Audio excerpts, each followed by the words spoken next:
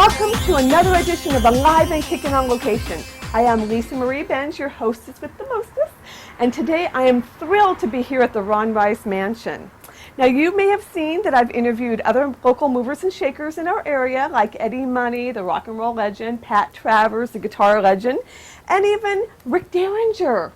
But today I am with the suntan king himself, Mr. Ron Rice. He's going to talk all about his Hawaiian Tropic days, what he's doing now with Sterling Models, and also share some tips for future entrepreneurs because the technology is much different now. And we're even going to find out who he'd like to swap places with for a day. Won't that be interesting? And we've got Facebook questions. So be sure to come on inside with me as we join Ron Rice on a one-on-one little interview for you.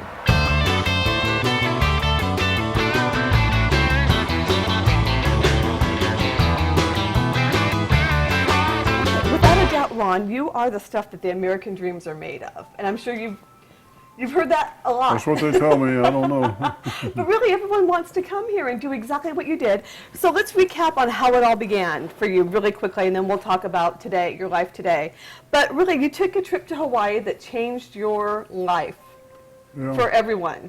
Well, I couldn't even afford to go to Hawaii, but there was a person I knew who had already booked a trip, and this is back in the days when you didn't have to, use the same name on the same ticket. Yeah, they had a ticket and they couldn't go, so I was able to go, and there was a few other people, and we went to the, just toured around. And back then, white people like us were not really welcome over there, and especially on the backside of the island. And down in Oahu, one thing, but when you get to the backside, we were haoles. We were not liked by the what we called them Mokies.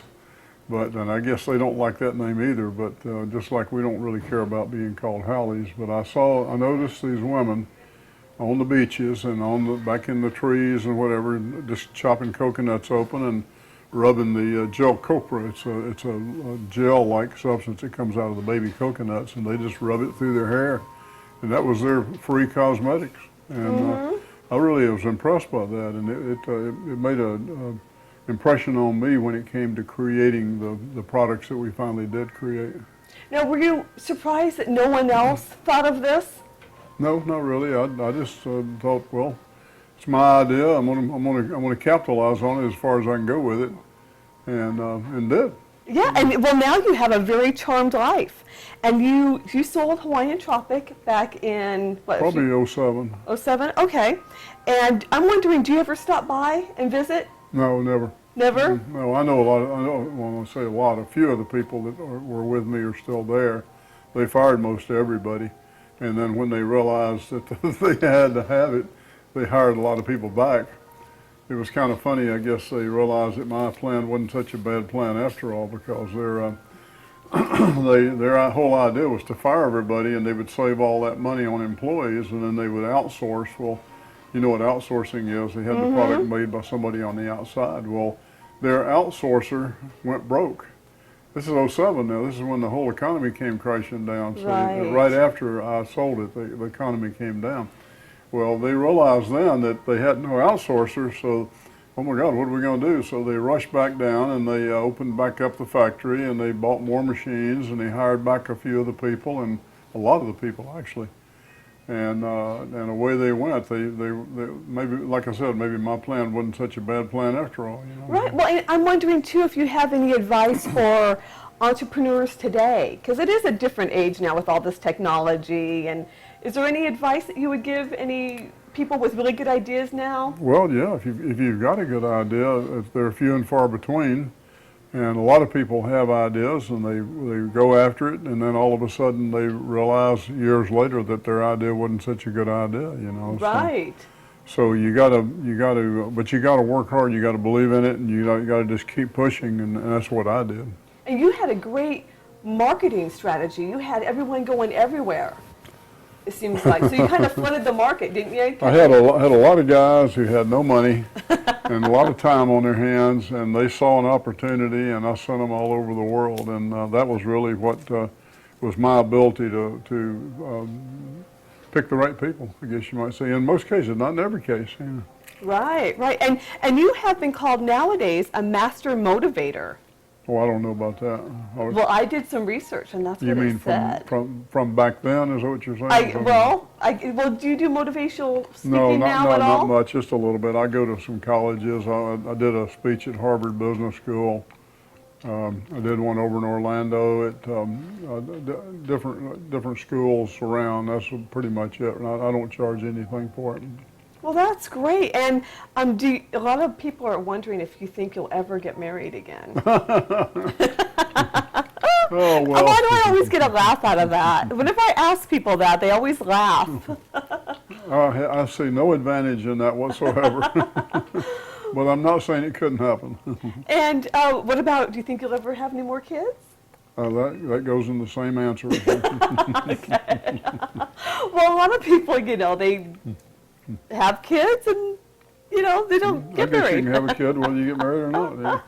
Right. So now, speaking of kids, let's talk a little bit about Sterling, one. your daughter. I got one. Yes. And she is, how old is she Miss now? Sterling, she's 22 now. And I can't believe it. I mean, it seems like this wasn't just yesterday. She was just 1, 2, 3, 4. The pictures are all around here. You can see it every year. And she's the love of my life, of course. And she's going to university out in Portland, Oregon, and just doing real well, making straight A's. I never made an A in my life. Really? That I remember. No, I didn't make an A. And you were a teacher at one time. I was a teacher for nine years. Yeah. Wow, okay. And what would people find surprising to find out about you? Surprising? Well, I don't know that there's really anything extraordinary. I still I still go do some of the crazy things that I probably shouldn't have done or shouldn't, but I'm a little limited on physical ability now because I've busted my knee 2 or 3 times, and I started it off with snow skiing. I raised Sterling to be an incredible snow skier. Started her skiing at 18 months old. First time on skis, 18 months old. I mean, that's really young. Yes. And by the time she was 6, she was 7, she was double black diamond. And we skied 63 days a year. We took 7 trips to Colorado every year, skied all day long. And she became an amazing skier. Wow. So I had to chase her down the mountain to videotape her, and when I did, it was I took 3 falls, and one of those falls got my knee, and it's never been right since. And then I've taken 2 more falls since then. So I'm kind of out of the skiing and all the radical sports things now, Well, so what do you do for fun these days? Well, You like boating? I still got my sailboat. We do go boating. I have friends come in from over in the west coast of Florida and North Carolina, where I came from, and I still do things with them, But time passes quickly. It's amazing how fast time can fly, Right. And I know people are probably wondering about Sterling Models. That's your new company you started. Well, that's a company I started when I sold to Wayne Tropic, yeah. But that's, is really, with the downturn in the economy, there's really no advantage or anything going on really with the modeling industry, very little. So I turned it into a land investment company, and I've been buying and selling properties, which has turned out to be pretty good. Well, I know you own a house right up the road here, probably a few. Oh yeah, maybe about 14 or 15. He's got a monopoly going on. Yeah, something I know something about. Now, how would you describe yourself in 3 words? 3 words? Yeah. You've never been asked this before? I don't think so. I'd have to think about that a bit. I would say ambitious. Well, probably. Smart, Are obviously. you talking about now or before? Now. Oh, now. Yeah. Yeah. But have you changed that much? Well, a little bit. Yeah, maybe wary. Okay. But and really not so ambitious because I don't really. The company's gone, and I don't really have the need to really be ambitious. But wary would be one, because so much crazy scam stuff going on out there. You got to really be careful. Happy and traveling. You like traveling? I don't really like the traveling part of it. I like being there. So what is your favorite place to go? Well, Portland and see my daughter. There's one. And then Los Angeles, I have a house there in Malibu. And I like Hawaii, but I don't go there very much. Hawaii is a beautiful place to go, but it's just so far remote, and you really can't do anything other than just lay around in the sun or something, which I don't do too much. And probably your Hawaiian tropic is all over that island, right? Oh, it better be. I'm sure it is. So if you could change places with anyone, living or not living, who would it be? Wow, that's a tough one too. Change places with somebody. I don't know that there's anybody that I would want to change places with. I know I asked this question to the contestants when we have the pageants of who would they like to have dinner with? If you could pick three people, Right, yeah. past, present, or future, if you could pick three people, who would you like to have dinner with? And you could understand their language, no matter what language they spoke. And that stumps a lot of people right there, you know. But I mean, I'd like to go back in time and see my great-great-grandfather or great-great-great-great-grandfather, and then go forward and find your great-great-great-great grandmother or grandfather ahead of you, you know. Right, yeah. Well, there's a website that helps you do that these days. Yeah, I know. Ancestry.com, I believe. Not forward, backward. I did a study, and we went all the way back into the 3rd century of the French kings. Supposedly, that's what my girl Linda Kramer tells me, that she has dug all the way back into history and taken it all the way back to like 300, 400 AD. Oh, my word. French kings, yeah. Yeah. They were bad people. They were really bad. That's another episode. She's now working on my mother's side of the coin, which is the Mormon side. Okay. And what would we find in your refrigerator that we would find interesting? Oh, leftovers, all leftovers. When I go out and eat a meal, I save half of it because I just don't want to eat so much, and then I put it in the refrigerator and it sits there. And then Laura gives me a hard time about having food in the refrigerator and building up until finally you open the door and little green things with legs come out and run all over the counter. Try to get away. Right. And this is a beautiful kitchen you've got set up in here. That's actually where we're doing this taping here. It didn't start out as a kitchen. It started out as a Bennigan's bar, but it evolved. I guess when Sterling was born, it became a kitchen, you know. This was like a Bennigan's bar? Yeah. Well, I mean, I built it imitating the Bennigan's bar. And isn't that where you found Laura at? That's where I found Laura. Isn't that amazing? And then you can look at the golf course over here across the street, and you can see much of it, and then you can swivel your chair around and you see the beach behind you. So nobody knows which is the front door and which is the back door, you know. This is such a beautiful home. Well, thank you. And also we should say that you built this house close to where you used to be a lifeguard. That's right. And I built it with only 4 people. Four of my Hawaiian Tropic workers. I just pulled them aside and said, we're going to build a house. And it took us 5 years. Wow. I know you had everything shipped down from North All Carolina. the stone, all the exterior stone was shipped from North Carolina. Yeah. Isn't that amazing? Oh. All right, well, here I am again. This is more live and kicking on location. This is part 2 of our wonderful interview with Ron Rice.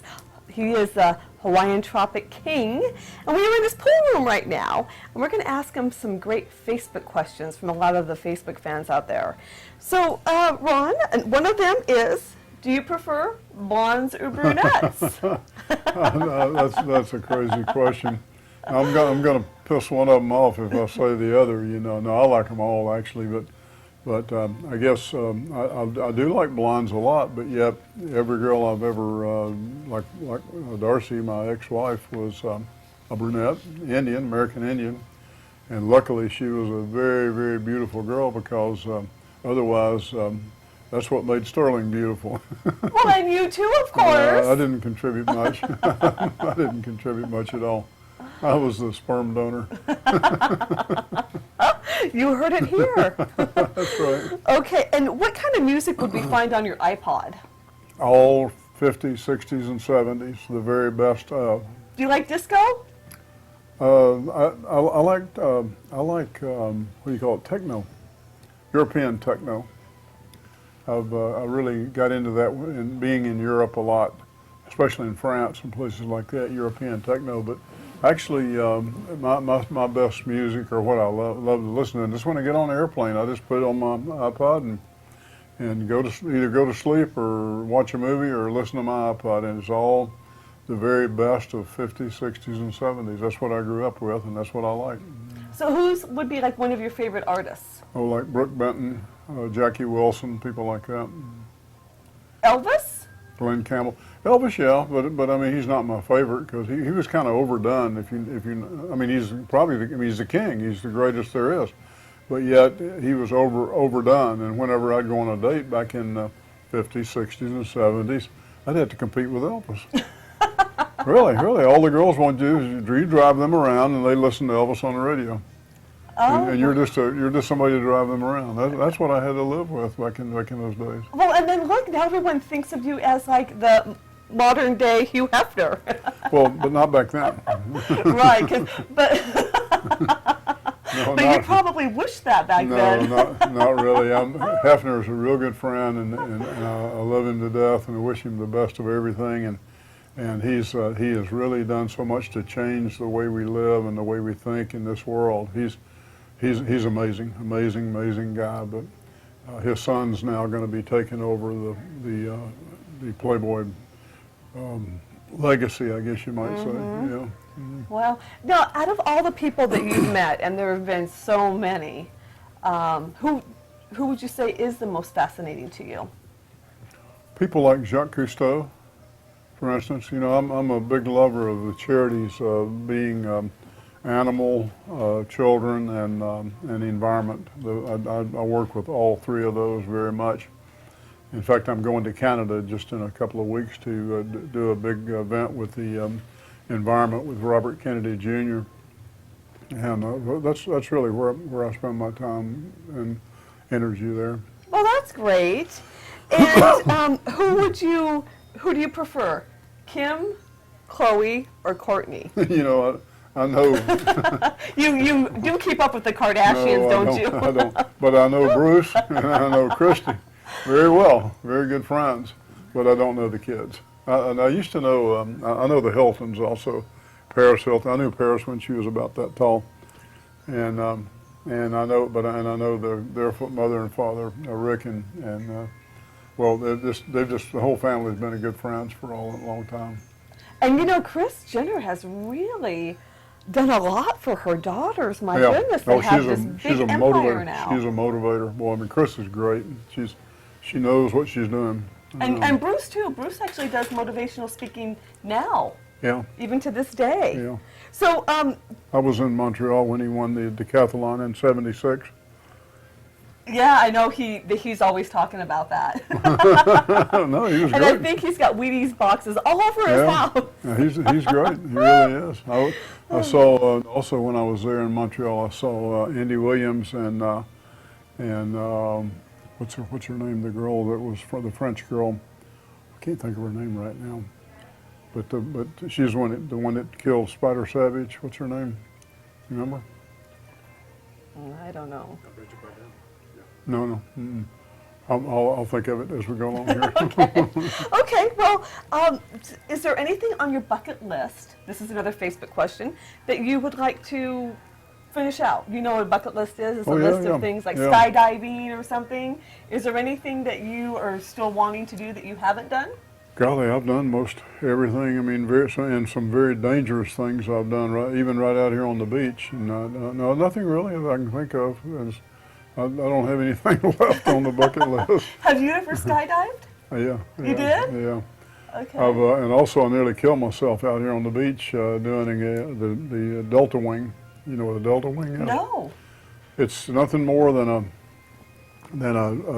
wing that it was two wings actually, and you get in there and hold the bar, and you go up in the air or jump off a cliff, and off you go. And I've seen people do that. Yeah. Okay. Well, they've got new things now that are even better, with motors and things. But this one, I let a guy pull me behind a station wagon, and I set my camera at 90 feet. That's how long the rope was. And there was a girl. His girlfriend was in the back of the station wagon, and she would take pictures of me up there sailing around. Well, what happened was the first time we tried, I crashed in the ground and didn't get up. And the second time, the same thing. And third time, I said, fine. I was probably a little overweight then too, and I said, I'm getting up there one way or another. So I run and jump, and boy, up I go. I mean, 90 feet straight up. and then I'm up there, and then this idiot driving the station wagon doesn't keep going. He stops because I'm out of his sight. So now I'm up there, he's down here, and he stops. And I'm up there floating around like this. And if you go right and you push it to the right, you go back to the left. And you go left, you push it to the left, you go back to the right. Well, I was coming out over the highway. And I see cars are going along down below. And then, so I pushed it this way, and I go back the other way, and then all of a sudden I start getting out of control. I'm pushing too fast, going in, and I'm going zing, zing, zing, zing. And I got a picture of me. I can show you the pictures. I've got two pictures. One of me going sideways. There's my legs like this, going this way, and I'm going this way. It's like out, almost blurry. And then I crash into the ground, into the sand, and I hit the bar with my chest, and my diaphragm collapses. And all of a sudden, I'm laying there and I can't breathe. And I hear people running. I can just look through one eye and I can see people running toward me. I can see people. I hear people behind me, and I think I'm going to die. I really did. I couldn't get any air. But luckily, all those years of lifeguarding, I knew then that like being underwater so much that you just take it real slow and relax, and then all of a sudden you get a little breath. Little breath. And once I got that little breath, I knew then I was going to live at least. But I had a collapsed diaphragm.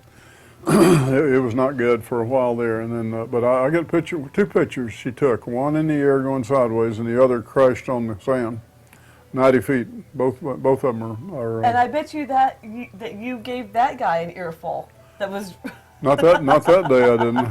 Oh yeah, because you couldn't talk or breathe. We'll add pictures definitely of that. And a lot of people want to know what you want your legacy to be.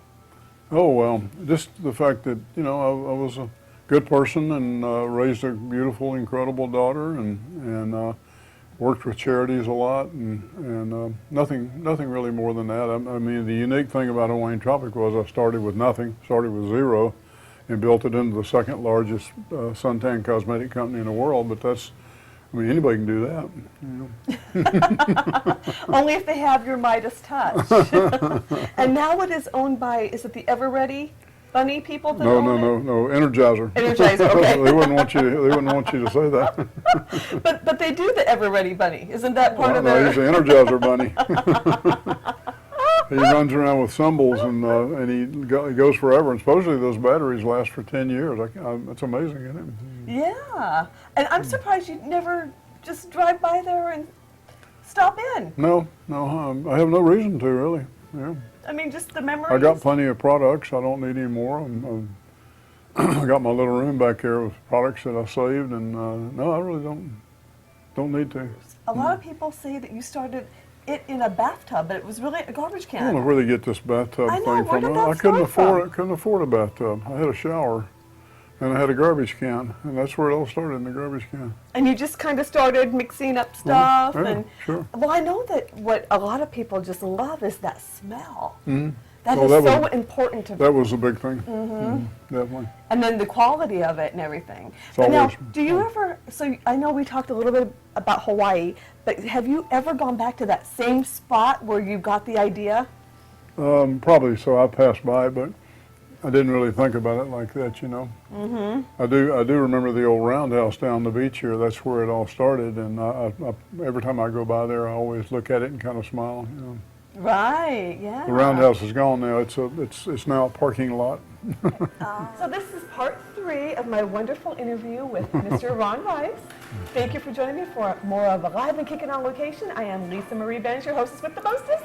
Okay, so let's talk a little bit about the pageants that you started, because that really seemed to really do wonders for Hawaiian Tropic. You know, it really did. I didn't know it at the time, but back in 1983, I realized we were sponsoring everything to do with sports. It was all men's.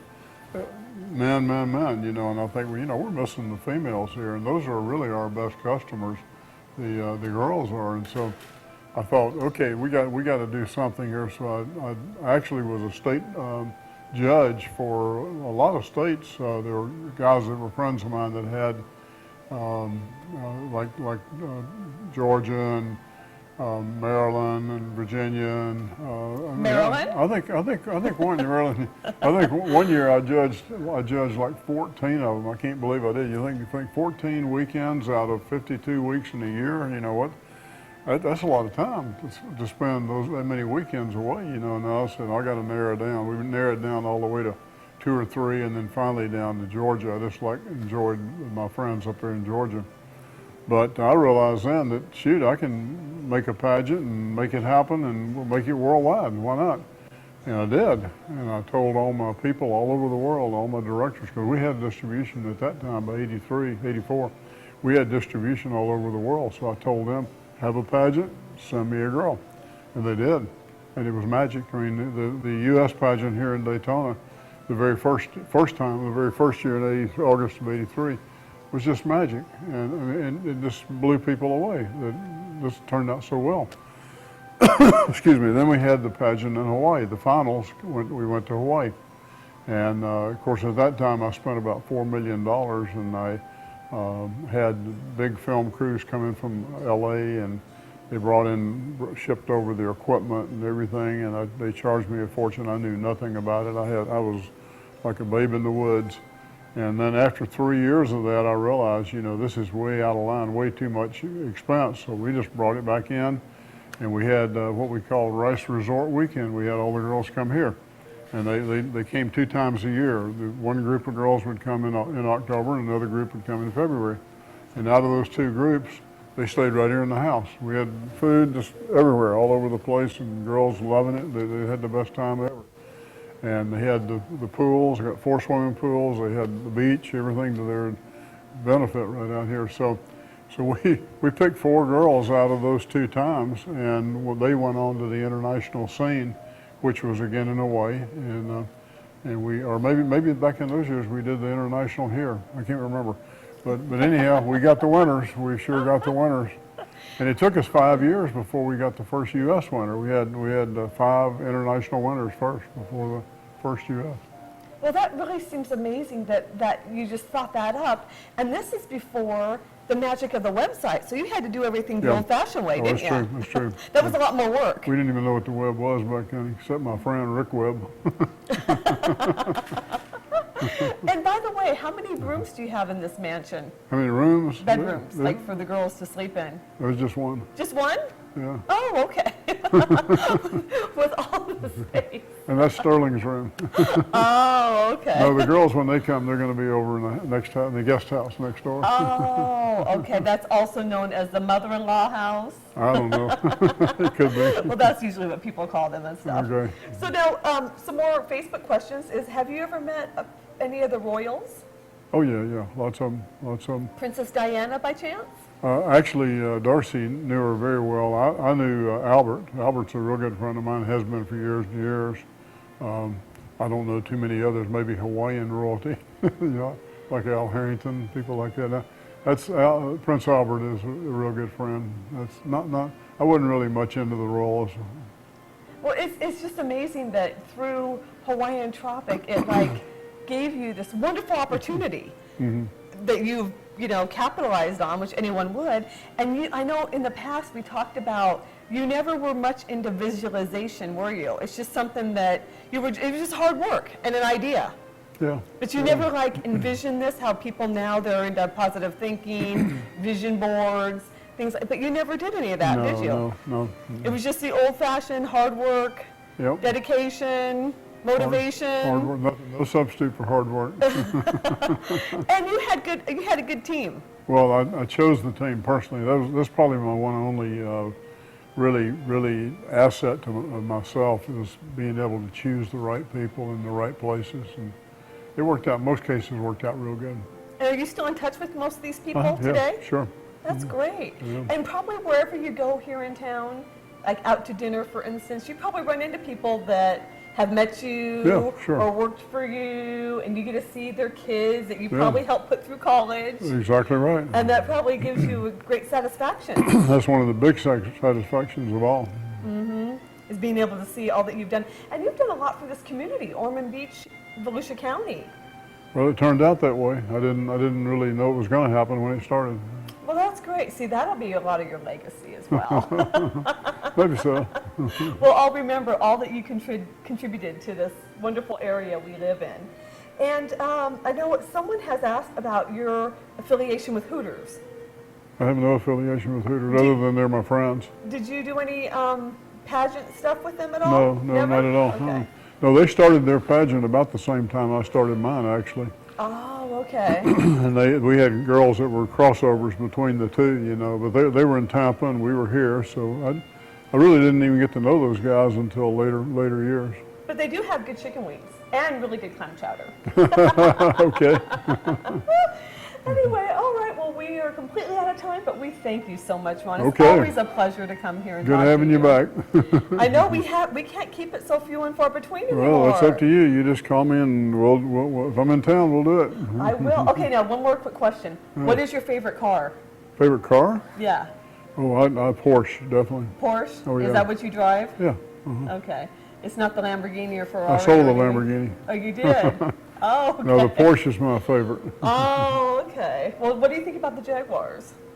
They're just waiting to be fixed. Hey, I've got one. Do you have a mechanic ride with you wherever you go? No, that's the old Jags. Now they're owned by Tata Motors, and they Oh, I really, don't know. it's a souped up Ford. Anyway, I love them. Porsche is very few things can go wrong with a Porsche. I have heard that. That's wonderful. So watch for him in the Porsche. Yeah. And thank you for joining me for more of Live and Kicking on Location. This is my absolute favorite guy to always interview. He's always so lively and vibrant and full of lots of good advice. My Marilyn Monroe. That's right. Always for Ron. So let's be sure to tell everyone to follow their dreams, just like Ron did, and make it happen. You got to make it happen for yourself. That's right. Thank you.